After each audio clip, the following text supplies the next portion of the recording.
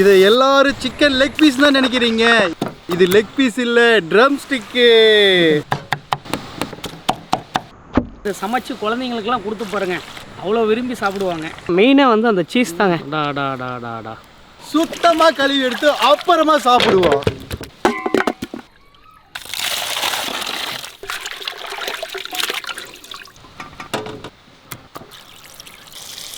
தூள் உப்பு,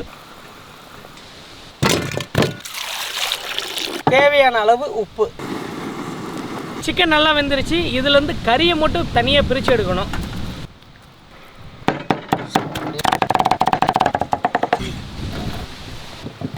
இது கூடவே வெங்காயம், பச்சை மிளகா, மல்லி இலை வெட்டி எடுத்துக்கலாம். தூள் உப்பு, அரைச்ச பூண்டு, கரம் மசாலா, மிளகாய் தூள் எல்லாத்தையுமே நல்லா பிசைஞ்சு எடுத்துக்கலாம்.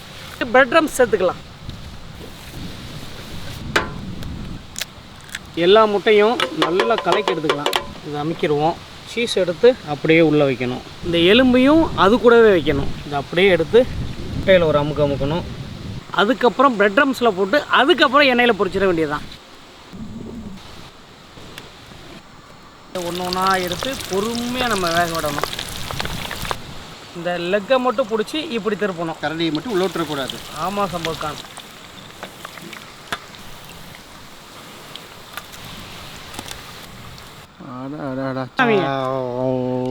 சூடாக இருக்குங்க. நல்லா ரிச்சான ஒரு ஃப்ளேவரு.